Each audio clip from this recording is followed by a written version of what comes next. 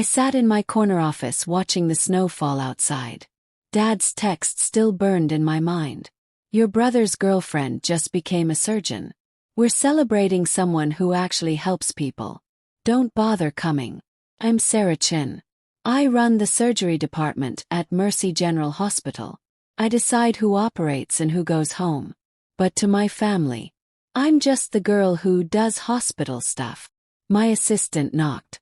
Dr. Chen, we have 3 final interviews tomorrow for the cardiac surgeon position. Send me their files tonight. What Dad didn't know. I wasn't just a doctor. I was the person who hired doctors at one of the biggest hospitals in Chicago. Growing up, Tyler was the star. He played basketball. Everyone loved him. I stayed quiet, reading books while he got all the attention. When I got into medical school, Dad was on his phone. Cool, honey. Tyler, show them your trophy. I worked 3 jobs during medical school. Tyler. Mom and Dad paid for everything. I graduated with $200,000 in debt. Tyler graduated with 0 debt and a job selling phones. My job. I make sure surgeries go well. I train doctors. I fix problems before patients get hurt. But Dad thought I just worked at a hospital doing paperwork. When I became director of surgery at 28, Dad asked, "Does this mean you're doing real doctor work now?" I stopped sharing my wins. They never cared anyway. What my family never saw. I was building something incredible. Mercy General was failing when I arrived. Patients were dying. The hospital was losing millions. Can you save us? The hospital owner asked. I showed them my plan. They hired me the next day. Within 6 months I fired the bad doctors. I brought in the best surgeons from across America. Within 1 year we were making money again. Within 2 years we were the best hospital in the state. My salary, $400,000 a year. But more than money, I had power. I decided who got hired. I decided which programs got funded. Then Tyler brought Jessica home for Thanksgiving. She's a heart surgeon, Mom gushed. Works at Children's Hospital. Your father is so happy. Jessica was already talking loudly in the living room, telling stories about her surgeries while Mom and Dad stared at her like she was a celebrity. Sarah works at a hospital too, Mom offered weakly. In management. Oh. Jessica's smile was fake. That's nice. The people who do the boring office work are important, I guess. Dad laughed. Sarah was never the hands-on type.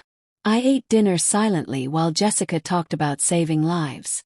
But she kept saying things like, those of us who actually work with patients, making it clear my job was worthless. After dinner I heard them in the kitchen. Your sister seems okay, Jessica said.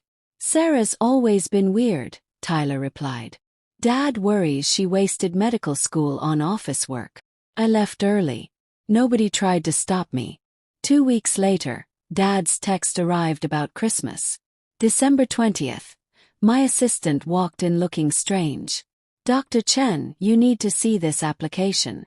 She handed me papers for our cardiac surgeon opening. The job paid $400,000. The name at the top. Dr. Jessica Williams. She's made it to the final 3 candidates, my assistant said carefully. Interviews are December 26th. Jessica had no idea who I was. Our hospital website didn't show leadership photos. By design.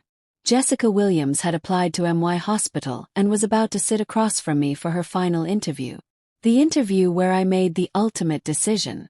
Schedule her for 2 p.m., I said calmly. I spent Christmas Eve alone. I ignored Tyler's Instagram posts.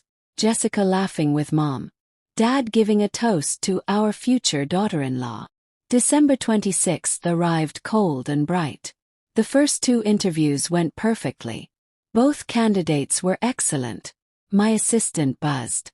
Dr. Williams is here. Give me 2 minutes. Then bring her in. At exactly 1:57 I heard voices outside. This way, Dr. Williams. Dr. Chen is ready for you. This hospital is gorgeous. Jessica's confident voice rang out. I'm so excited to meet him. Her, my assistant corrected gently. The door opened. Jessica walked in, big smile on her face, hand out for a handshake. Then she turned and saw me. Her smile froze. Her eyes went huge. "Hello, Dr. Williams," I said calmly from behind my desk. "Please sit down." Her eyes went to the nameplate. Dr. Sarah Chen, Director of Surgery. Then to my diplomas on the wall. Harvard Medical School.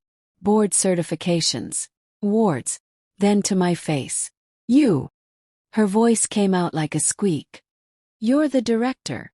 "Yes." I pointed to the chair. "Please sit. We have much to discuss." She didn't move.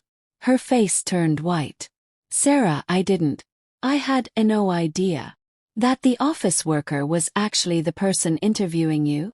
I sat down. "Yes, I noticed. Shall we begin?" "I need a minute," she stammered. "Take your time," I said. "But this interview is being recorded as stated in the paperwork you signed."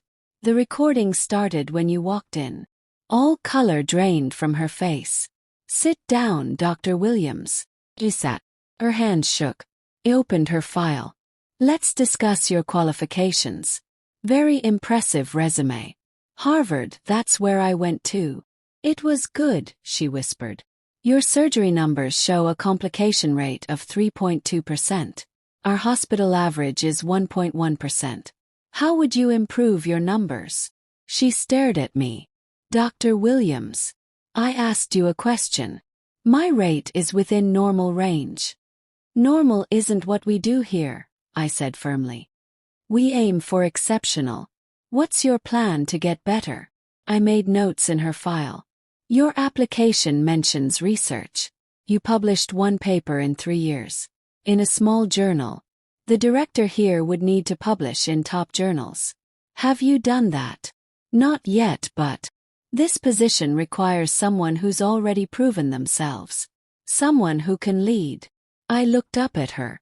"Tell me why that's you." Jessica's face got red. "I have 5 years of excellent experience." "Average experience," I corrected. "Your numbers are good, Dr. Williams. Not excellent. Good. And this hospital doesn't accept good." "This isn't a fair interview," she stood up suddenly. "You obviously have some personal." "Sit down, Dr. Williams."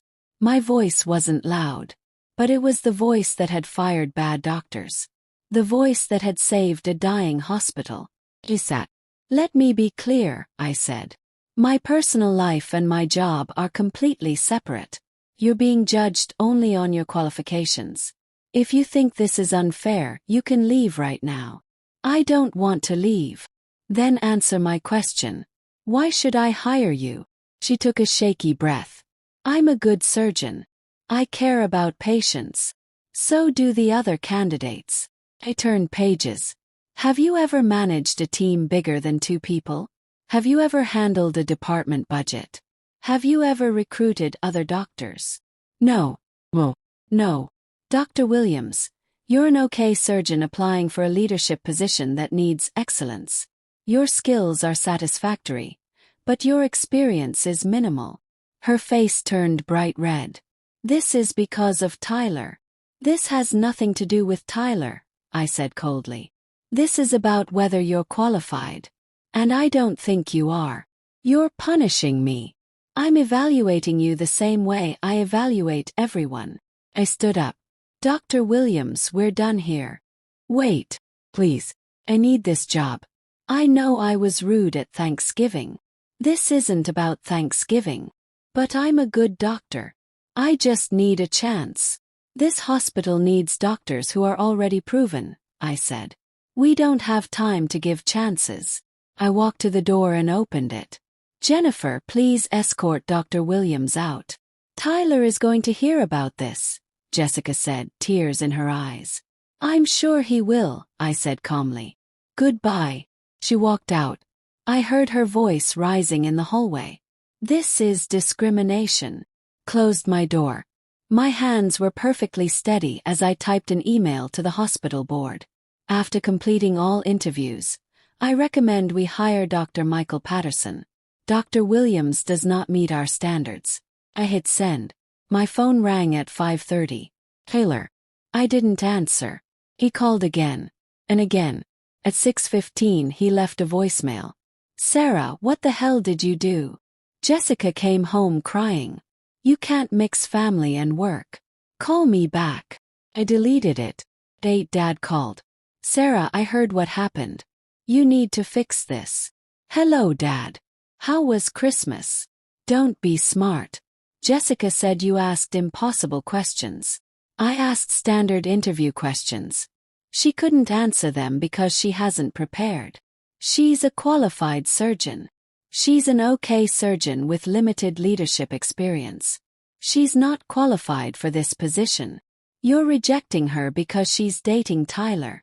I'm rejecting her because she doesn't meet our standards, which, as director of surgery, is my job. Silence. Director of surgery. I thought you worked in administration. I do work in administration. I'm the director of surgery. I run the entire surgical operation. I manage almost 3,000 employees. I make all hiring decisions.